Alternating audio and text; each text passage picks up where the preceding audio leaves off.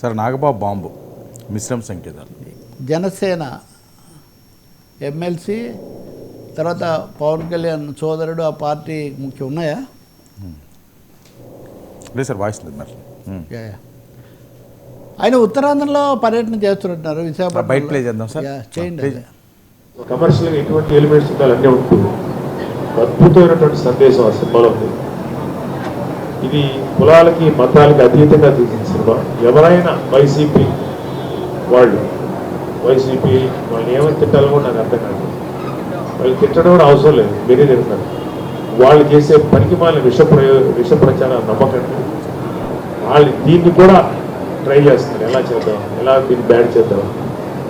ఒక హరిహర వీరమల్లు బ్యాడ్ చేసినంత మాత్రాన మీరు 2029 ఎలక్షన్స్ గెలుస్తారని మాత్రం అనుకోకండి. 2029 ఆ తర్వాత వచ్చి ఇంకొక 5 ఏళ్ళు గ్యారెంటీగా కూటమి ప్రభుత్వమే వస్తుంది. అప్పుడు ఖచ్చితంగా మనకు రావాల్సినటువంటి షేర్ మనం తీసుకోవాలి. కొంత ప్రజల కోసం మనం కొంత వదులుకోవాలి, తప్పదు. అందరికన్నా టాప్ మోస్ట్ పొజిషన్ ఉన్న పవన్ కళ్యాణ్ గారు అన్ని వదిలేసుకున్నప్పుడు నాలాంటి వదులుకోవడం పెద్ద విషయం. సో అది మిగతాది మీరు ఎంత సాక్రిఫైస్ చేయాలి, ఎంత వదులుకోవాలని మీ విచక్షణకే వదిలేస్తున్నారు. దయచేసి మీరు వైసీపీ విష ప్రచారాలు నమ్మకండి, వైసీపీ విష ప్రచారాలు తిప్పుకోకండి. వాళ్ళకి అందరికీ చెప్పాల్సింది ఏంటంటే, వాళ్ళకి క్లియర్ కట్గా అర్థం కావాల్సింది ఏంటంటే 2029 కాదు కదా, ఇంకొక 20 ఏళ్ల పాటు వైసీపీ అనేది అధికారంలోకి రాదు. వాళ్ళు కళ్ళు కంటున్నారు. ఎలాంటి కళ్ళు కంటున్నారంటే, అదేదో చెప్పాడు కదా పవన్ కళ్యాణ్ గారు, కళ్ళలో ఏదో అనుకుని ఎదుర్కొన్న ఆ రోజు సంపాదించినటువంటి అన్నాన్ని కాతో తన్ని మొత్తం పోతుంది. అలాంటి వాళ్ళు వైసీపీ తన్నేసుకున్నారు. వాళ్ళు ఎప్పుడో అధికారం ఉన్నప్పుడే, వాళ్ళు మంచి అవకాశం వచ్చినప్పుడే వాళ్ళు కాళ్ళు అనుకున్నారు. లైఫ్లో వాళ్ళకి అధికారం రాదు. కాబట్టి ప్రతివాడు మైక్ చేయించారు కదా, నోటికి వచ్చినట్టు మాట్లాడుతున్నారు. వైసీపీ వాళ్ళ గురించి పట్టించుకోకండి. మనం ఎంత బాగా పనిచేయాలో చూడండి. వైసీపీ వాళ్ళు ఎంత మాట్లాడినా సరే ఆ ప్రచారాలను తిప్పికొట్టండి, బలంగా తిప్పికొట్టండి. ఖచ్చితంగా మనకి ఇష్టం ఉన్నా లేకపోయినా మన నాయకుడి యొక్క ఆలోచన ప్రకారం నేను వెళ్తాను. నాకైతే ఓకే. ఓకే, ఇప్పుడు వైసీపీని ఖండించడం పెద్ద జనసేన నాయకుడు వైసీపీ మీద విమర్శలు తప్ప ఇంకా వేరే అవకాశం ఏం లేదు. వాళ్ళు ప్రధాన ప్రత్యర్థులు కదా. కళలు అనేవి ఎవరికన్నా కళలే.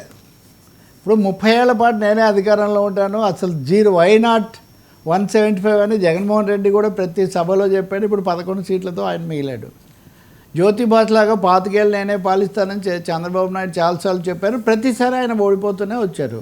ఇప్పుడు ఏం జరుగుతుంది నేను చెప్పను, కానీ ఇప్పుడు మొదటిసారి గెలిచిన నాగబాబు లేదా ఆయన పార్టీ మేము 20 ఏళ్ళు ఉంటామని వాళ్ళు ఆశపడవచ్చు. దానికి ఏమీ ఆక్షేపణ ఏం లేదు. కానీ తీర్పు ఇచ్చేది ప్రజాస్వామ్యంలో ప్రజలే.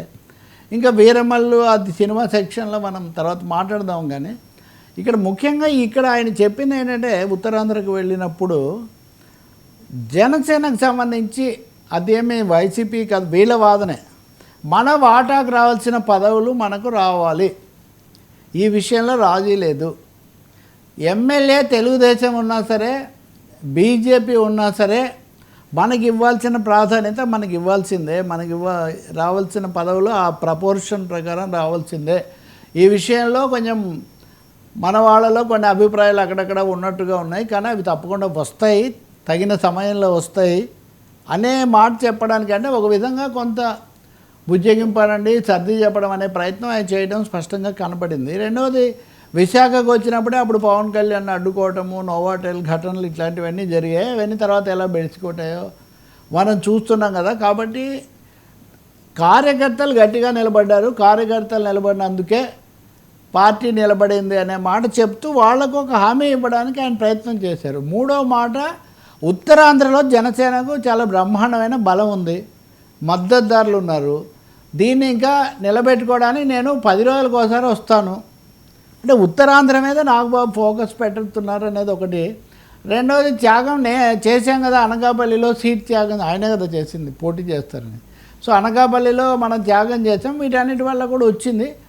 ప్రభుత్వం అయితే మళ్ళీ వస్తుంది. అంటే ఇక్కడ 2 కోణాలు. ఒకటి, జనసేన దాని బలము దాన్ని పెంచుకోవడము తన వాటా కోసం తను నిలబడము ఒకటి. అదే సమయంలో కూటమి 20 ఏళ్ళు కొనసాగుతుంది, కూటమి కొనసాగాలి తప్పకుండా ఉంటుంది అని చెప్పడం ఈ రెండు కూడా నాగబాబు ఈ సందర్భంలో అక్కడికి వెళ్ళి చెప్పడం అన్నది రాజకీయంగా ముఖ్యమైనదే. ఆ వేదిక మీద కూడా అందరు నాయకులు ఉన్నారు, వాళ్ళందరి పేర్లు కూడా రెఫర్ చేసి మరీ ఆయన చెప్పారు. కాబట్టి కూటమిలో ముఖ్యంగా జనసేనలో పవన్ కళ్యాణ్ 2-3 సార్లు చెప్తున్నారు, ఈ అసంతృప్తి లేదా కొన్ని సందేహాలు అక్కర్లేదు, మన వాటా షేర్ అనే పదం కూడా ఆయన చాలాసార్లు వాడాడు. షేర్ అనేది నిజానికి ఏ అర్థంలో వాడినా కానీ జనసేన షేర్కు ఢోకా లేదు, జనసేన షేర్ తప్పకుండా వస్తుంది అని. కానీ ఆ నమ్మకం కింది వాళ్ళలో ఎందుకు రావట్లేదు, వాళ్ళు తరచూ సందేహాలు ఎందుకు వ్యక్తం చేస్తున్నారు, తెలుగుదేశం ప్రాబల్యమే పెరిగిపోయింది అన్న భావం కూడా వాళ్ళలో ఎందుకు వస్తుంది అనేది ఒక ప్రశ్న.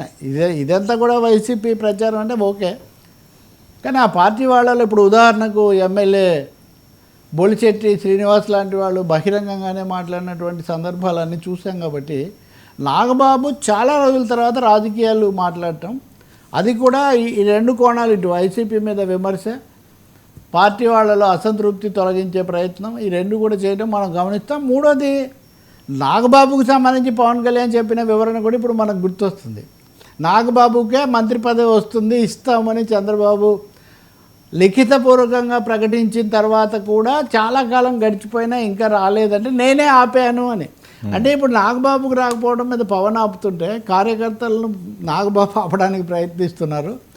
ఇదంతా కూటమిలో అంతర్గతంగా సాగుతున్న ఒక రాజకీయాన్ని అయితే చెప్తున్నట్టుగా మనకు అర్థమవుతుంది సార్.